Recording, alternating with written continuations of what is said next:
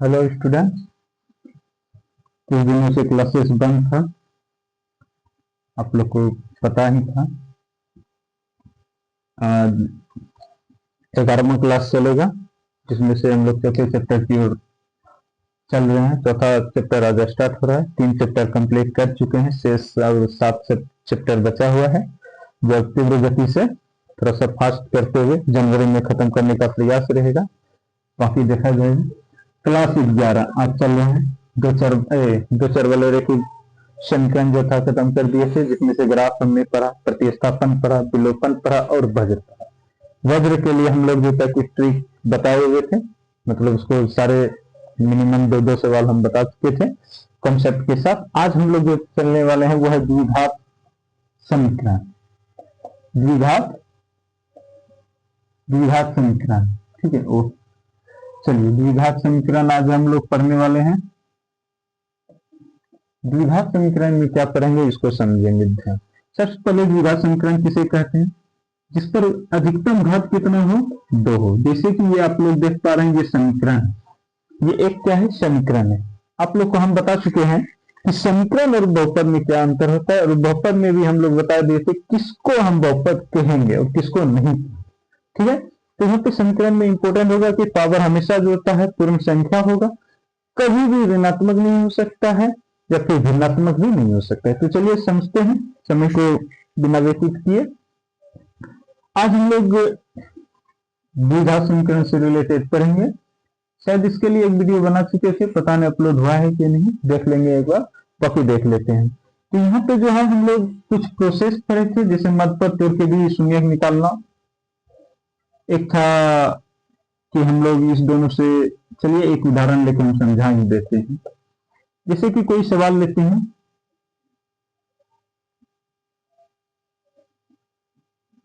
ऐसा सवाल था मेरे पास, एक सिंपल सा सवाल लेते हैं उदाहरण समझने के लिए। तो हम लोग इसको गुना करेंगे, कितना आ गया, 5 या 15, -15 है। इसको इस तरह तोड़ेंगे कि 15 आना चाहिए, तो 15 को हम लोग तोड़ना है, तोड़ते हैं, कितना आया। तो आप लोग देख पा रहे होंगे कि यहाँ पे जो है 2 भाग में तोड़ना है, जिसका या तो फिर जोड़ के 2 आना चाहिए या घटा के 2 आना चाहिए। अर्थात ये जो बीच वाला पद है इसको पूरा करना है जैसे भी हो। तो इसको हम लोग 1-2 पार्ट में बांटेंगे। 5 1 का 5 से 3, 5 में 3 घटेगा तो 2 आ रहा है मेरा, तो इसका अर्थ हुआ ये टूट रहा है। लेकिन प्लस में है, इसलिए बड़ी राशि को प्लस लेंगे, छोटी राशि को माइनस लेंगे, ताकि इसको जो है जोड़ने पर हमको जो है वो प्राप्त हो जाना चाहिए। टेंशन नहीं लेना है। एक बड़ा सवाल भी लेंगे, मतलब थोड़ा डिफिकल्ट भी लेंगे, ये समझने के लिए लिए हुए हैं। ऐसे इस पर हम लोग क्लासेस कर चुके हैं, ठीक है, इसलिए इसको ज्यादा हम नहीं लेंगे, क्योंकि बार बार एक ही चीज में कितना, ये तो रिवीजन करवा रहे हैं पीछे की चीजें, क्योंकि इससे रिलेटेड है। तो इससे रिलेटेड है, जो स्टूडेंट फर्स्ट टाइम मान के चलिए ये चैप्टर देख पा रहे हैं, उसको भी समझ में आनी चाहिए। चलिए देखते हैं। तो हमने बताया था 2 पार्ट में ये बट गया है, एक से कुछ कॉमन आ रहा होगा। देखिए यहाँ पर आप देख पा रहे होंगे x है और यहाँ भी x है, x तो कॉमन आ रहा है, और यहाँ पे क्या बचा, 3 स्क्वायर का अर्थ हुआ पावर 2 है, इसका अर्थ 2 बार वो है। तो एक टाइम हम कॉमन लेंगे, एक तो बचा ना, यहाँ से x लिया तो सिर्फ 5 बचा। दूसरी बात हम बताएंगे, जो ब्रैकेट यहाँ बनता है डायरेक्ट यहाँ लिख दीजिए, आंख काम नहीं, कुछ सोचने नहीं माइनस प्लस के विषय में, जो यहाँ बना वो लिखिए। अब देखना है कि ये चिन्ह पूर रहा है या नहीं पूर रहा है। तो सबसे पहले देखेंगे, तो यहाँ -3 है, यहाँ तो 3 है, तो माइनस दे दिए, तो माइनस हो गया। माइनस प्लस माइनस नहीं, कुछ तो 1 तो देंगे ना। 1 गुना 3 तो 3 होगा, 1 गुना 5 तो 5 होगा, minus plus minus, minus plus minus आ गया ना चिन्ह। इसलिए ये ब्रैकेट में से कोई भी आप कॉमन ले सकते हैं। कॉमन का अर्थ होता है दोनों में जो है उभयनिष्ठ, उसे ले सकते हैं, ठीक है, दोनों में होनी चाहिए। तो ये राशि आप देख पा रहे हैं दोनों में है, तो ये हमने कॉमन लिया, क्या बचा, x बचा। ये कॉमन लिया, क्या बचा, -1, इसको कीजिए 0। फिर एक बार इसको 0 के बराबर कीजिए, फिर इसको कीजिए, तो 3x प्लस है तो इधर माइनस, तो ये गुना में तो क्या होगा, -5/3, और ये प्लस है तो ये आपका शून्यक निकल गया। ये 2 शून्यक हुए, कोई दिक्कत मुझे समझ में आया होगा, ठीक है। तो ये भी 2 शून्यक हुआ, ठीक है। और हम आज एक अन्य विधि भी पढ़ेंगे मूल ज्ञात करने के लिए, ठीक है। अब बोलिएगा मूल और शून्यक में क्या डिफरेंट होता है? सिंपल है, आप लोग के एक सामान्य शब्द में समझा सकते हैं, मूल निकालना और शून्यक निकालना कोई डिफरेंट नहीं होता, दोनों का आंसर सेम ही होता है, इसलिए उसमें कोई झंझट ही नहीं। आप ज्यादा टेंशन नहीं लेना है कि मूल निकालने बोल दिया क्या करें, शून्यक निकालने बोल दिया तो क्या करें, दोनों एक ही है। मूल निकालने में प्राय जो उपयोग किया जाता है वो विवेचक प्रोसेस का किया जाता है, वो भी हम लोग पढ़ेंगे। विवेचक को विविक्तर भी कहते हैं, उस प्रोसेस को भी हम लोग पढ़ेंगे। ठीक है, तो चलिए, ये समझ में आ गया होगा, ये बताया हुआ चीजें था। यहाँ पे हमने जो होता है पीछे की चीजें इसलिए रिव्यू एक बार कर दिया ताकि आपको इस चैप्टर में जो कॉन्सेप्ट आने वाला है वो समझ में आ जाए। चलिए, अगर मान के चलिए डायरेक्ट बोले शून्य निकालिए तो आप इस प्रोसेस से भी शून्य ज्ञात कर सकते हैं, या फिर हम जो बताने वाले हैं उससे भी ज्ञात कर सकते हैं। तो चलिए चलते हैं। प्रयास रहेगा एक ही दिन ज्यादा से ज्यादा क्लासेस ले लें ताकि बीच में कोई समस्या हो तो आपका क्लासेस पर डे अपलोडेड होते रहेगा। चलिए समझते हैं, ये है इसमें सबसे मूल निकालने अगर बोल रहा है तो मूल निकालने का सूत्र जो होता है वो समझिए। मूल सूत्र क्या होता है? मूल निकालना है मतलब x का वैल्यू निकालना, तो -b plus minus root under d by 2a, या d के जगह हम लोग लिख सकते हैं, समझा रहे हैं क्या होता है, सारा चीज टेंशन नहीं लेना है। -b plus minus root under b square minus 4ac by 2a, ये सूत्र होता है क्या निकालने का? मूल निकालने। अब बोलिएगा कि शून्यक भी निकलेगा, बिल्कुल निकले, हमने तो शुरू में ही बताया शून्यक और मूल से शब्द से नहीं खेलना है, शब्द एक ही, अर्थ एक ही, शब्द डिफरेंट है, इसलिए टेंशन नहीं लेना है। तो हमको मूल निकालना है, ये सूत्र है मूल निकालने का। और यहाँ पे हम डी भी लिख सकते हैं क्योंकि डी बराबर होता है बी स्क्वायर माइनस 4ac। ठीक है, यही डी जो होता है कहलाता है विवेचक। कुछ पुस्तक में इसको लिखता है विविक्तर, विविक्तर। ठीक है, तो टेंशन नहीं लेना है, विवेचक विविक्तर जो, ठीक है। अब कुछ पुस्तक में अगर बोल रहा है कि शून्यक की प्रकृति बतावे तो, या फिर मूल की प्रकृति बतावे तो, सारा इसी पे खेला है, समझिए। सबसे पहले इसको क्या कहते हैं? विवेचक विविक्तर। शून्य की प्रकृति बोले या मूल की प्रकृति, ज्यादातर आपको इस में मूल की प्रकृति ही देखने को मिलेगा, शून्य की प्रकृति ना के बराबर मिलेगा, तो टेंशन नहीं लेना। चलिए, तो b बराबर क्या सूत्र होता है? B square minus 4ac। अब बोलिएगा बी ए सी क्या है? यहां आप देख रहे हैं दो चर वाले रेखी समीकरण, सॉरी द्विघात समीकरण हमने लिया है। यहाँ जो एक्स स्क्वायर का गुणक होता है वो a कहलाता है, जो बी एक्स का गुणक होता है वो b कहलाता है, जो कांस्टेंट वैल्यू है वो c कहलाता है।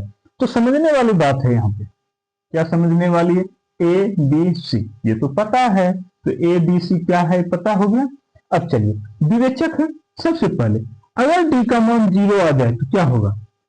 हम लोग किसकी चर्चा कर रहे हैं? मूलों की प्रकृति, मूलों की प्रकृति की चर्चा कर रहे हैं। ठीक है, मूलों की प्रकृति क्या होगा इस पर। अगर डी बराबर 0 आ गया तो इसका अर्थ हुआ मूल समान होंगे, मूल समान होंगे। ठीक है, क्या होंगे? मूल समान होंगे। अगर डी का मान 0 से बड़ा हो गया तो मूल वास्तविक होंगे, वास्तविक होंगे, समान नहीं होंगे, वास्तविक होंगे, मतलब मूल निकलेगा। अगर डी का मान 0 से छोटा आ गया तो मूल डज नॉट एग्जिस्ट, अर्थात मूल नहीं निकलेगा, मूल नहीं निकलेगा, अर्थात इसे काल्पनिक भी बोल सकते हैं। ठीक है, अर्थात ये वास्तविक नहीं है। समझ में आया? अब बोलिएगा कि ये तो कुछ समझ में नहीं है, डी का मान 0 निकलेगा, मूल समान होंगे, बड़ा है तो वास्तविक होगा, छोटा है तो काल्पनिक होगा, अर्थात मूल नहीं निकलेगा। इससे कुछ विशेष समझ में तो नहीं आया होगा। ये हमने फॉर्मूला बताया। ठीक है, ये हमने क्या बताया? फॉर्मूला बताया। देखिए, सबसे पहली बात ये बेसिक चीजें हैं, आपको ये पता होना चाहिए कि डी का मान 0 होगा, क्या होगा? मूल समान होगा। कुछ क्वेश्चन ऐसे भी आएंगे, क्वेश्चन ये लिखा रहेगा कि दी हुई द्विघात समीकरण का मूल समान है तो के का मान ज्ञात करें। जो भी अननोन नंबर रहेगा उसको ज्ञात करना है। अननोन नंबर ज्ञात करने के लिए प्राय यही दिया रहता है। तो d बराबर 0, अब d का सूत्र तो आपको पता है b स्क्वायर माइनस 4ac, इसका अर्थ क्या हुआ, d बराबर 0 मतलब इसका मान 0, तो a b का मान रखिएगा ना, अपने आ जाएगा। चलिए एक सवाल लेके हम समझने का प्रयास करते हैं। सबसे पहले इससे रिलेटेड एक मूल ज्ञात करते हैं, आप लोग कॉपी कर लीजिएगा। एक मूल ज्ञात करके देखेंगे, ठीक है।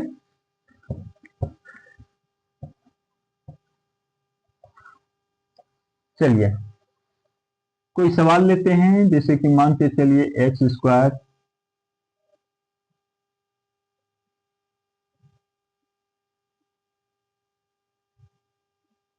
ये मेरे पास एक सवाल क्या है, मूलों की प्रकृति बतावे तथा मूल ज्ञात करें। मूलों की प्रकृति बतावे, यदि मूल वास्तविक हो तो मूल ज्ञात करें। ये मेरे पास क्वेश्चन है। चलिए आपको समझते पहले क्वेश्चन को समझ लीजिए, क्योंकि क्वेश्चन समझ में आएगा तो ही आंसर आप ढूंढ पाएंगे। यहां लिखा है मूलों की प्रकृति बताते तथा यदि मूल वास्तविक हो तो मूल ज्ञात। सबसे पहली बात, मूल वास्तविक कब होता है? अभी हमने बताया कि d बराबर 0 होता है तो मूल समान होता है, d का मान बड़ा है 0 तो भी मूल समान। तो d greater than equal 0, d greater than equal 0 मतलब ये वास्तविक होता है। उसमें इसमें हम वास्तविक लिख दिए थे, या मूल समान होता है, लेकिन ये भी मूल समान भी होता है और वास्तविक भी होता है। फिर से समझ लीजिए, d ग्रेटर देन इक्वल 0 अर्थात d का मान 0 या 0 से बड़ा होता है तो मूल वास्तविक ही कहलाते हैं, ठीक है। d का मान 0 से निगेटिव मतलब निगेटिव आ रहा है, 0 से छोटा आ रहा है तो काल्पनिक होंगे। चलिए समझ में आ गया। तो यहाँ पे हमने एक सवाल में दो चीजें बताने का प्रयास किया है। एक एग्जाम्पल के माध्यम से हम मूल का प्रकृति भी बताएंगे और मूल भी ज्ञात करेंगे। कुछ कहीं कहीं पे आपको लिखा रहेगा कि डायरेक्ट जो होता है मूल ज्ञात कर, सवाल दिया है लिखेगा मूल ज्ञात कर, तो भी टेंशन नहीं लेना, सेम प्रोसेस बनाना है, कहीं कोई डिफरेंट नहीं। अब बोलिएगा कि ऐसा क्यों, चलिए समझे। ऐसा इसलिए हम बताने का प्रयास कर रहे हैं, इससे क्या हो रहा है आप लोग के अंदर कि मूलों की प्रकृति निकालने का भी नियम आपको पता चल जाएगा और मूल निकालने का भी पता चल जाएगा। एक ही तरीके से हम लोग दोनों चीजों को समझ पाएंगे। अदरवाइज इसके लिए एक सवाल उदाहरण देते हैं, एक सवाल इसके लिए देते हैं, दो सवाल हो जाता है तो समय भी ज्यादा लगता है। चलिए समझने का प्रयास करते हैं। सबसे पहले विवेचक निकालिए, विवेचक यानी विवेक्तर। d बराबर क्या होता है, बी स्क्वायर माइनस 4ac। इधर लिखते हैं ताकि जो है उधर विवेचक को है, d बराबर क्या होता है, बी स्क्वायर माइनस 4ac, ठीक है। तो क्या होगा, b ये a होगा, b होगा, c होगा। b के जगह -3 है, स्क्वायर कीजिए, -4, a के जगह नहीं कुछ तो 1 तो है ना, 1, 80 के जगह -40। चलिए माइनस माइनस माइनस प्लस हो जाएगा, क्योंकि सम संख्या में पावर है, 3 या 9 हो जाएगा, 4 चौका 16,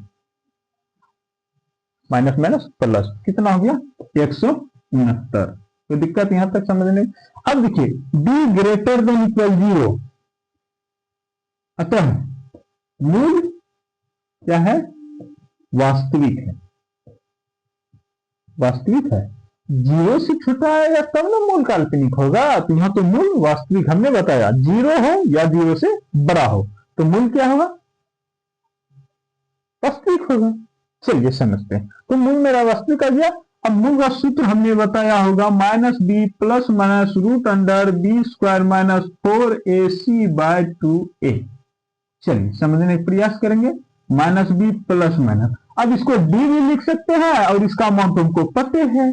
तो जब मूल निकालने बोलेगा तो डायरेक्ट इस सूत्र से आप आगे बढ़ जाइए। ये सब मान जो डायरेक्ट इसके अंदर रख सकते हैं या अलग से भी निकाल सकते हैं। एग्जामिनर जो होता है आपको फुल में फुल मार्क्स देगा, इसमें कहीं कोई दिक्कत नहीं है, ठीक है। तो यहाँ पे रूट अंडर हम क्या लिख सकते हैं, d भी लिख सकते हैं /2a। आप समझने का प्रयास कीजिए। ये सूत्र हमने पहले भी लिखाया होगा और इसके बदले d है, हमने ये बता ही दिया है। अब देखिए माइनस b का मान कितना 3 है, कितना है -3 है ना, तो -3, ये माइनस तो सूत्र का है ना, तो b का मान -3 है। अब plus minus root under 169, by क्या होगा, 2 मल्टीपल ऑफ ए का मान कितना है, यहाँ देख पा रहे हैं 1। चलिए तो माइनस माइनस प्लस 3 हो गया, यहाँ पे प्लस माइनस 13 होगा बाय 2। इसका वर्गमूल निकालिए, 169 का वर्गमूल 13। ठीक है, अब ये एक बार प्लस में ले लीजिए और एक बार माइनस में ले लीजिए। किसको, यहाँ है ना प्लस माइनस, इसलिए एक बार प्लस एक बार माइनस। तो चूंकि द्विघात है तो 2 शून्यक होगा गारंटी, त्रिघात है तो 3 शून्यक होगा। ठीक है, अब ये दोनों जगह कितना होता है, 16/2। इसको घटाइए, कितना होता है, -10/2। कटाइए, 8 आया, यहाँ पे -5 आया। ये मेरा हो गया मूल। कोई दिक्कत समझने में, कहीं कोई परेशानी?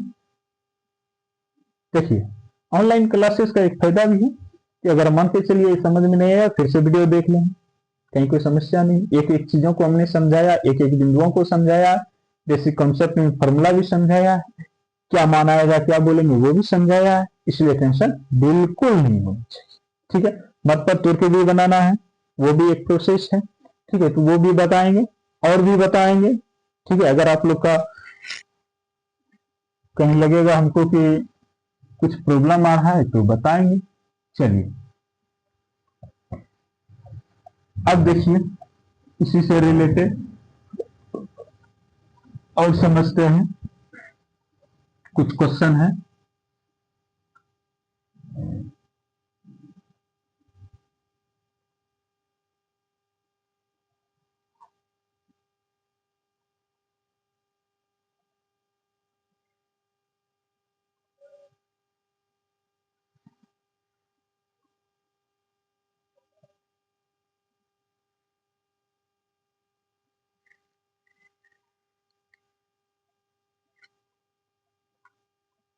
एक मिनट,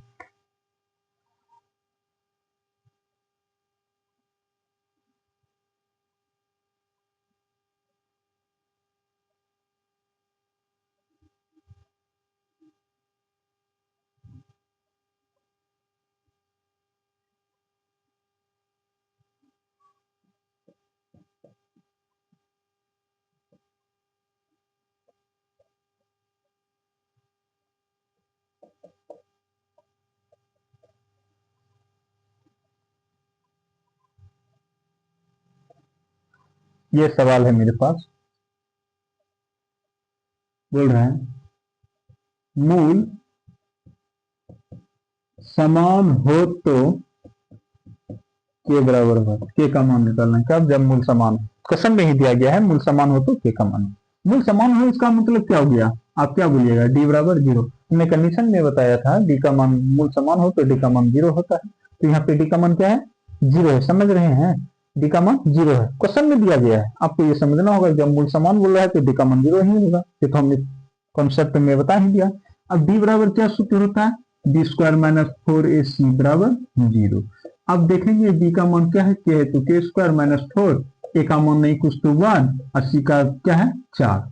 ये ए बी सी या नहीं कुछ तो 1 रहता है ना, 1 तो रहेगा हमेशा। तो बराबर क्या होगा 0। के स्क्वायर बराबर क्या, 4 का 4 4 का 16 बराबर 0। के बराबर क्या हो गया, इधर जाएगा तो 16 माइनस है तो प्लस, तो के बराबर क्या हो गया, रूट अंडर 16। ओ 16, ये जो आएगा मान ये प्लस माइनस में आएगा।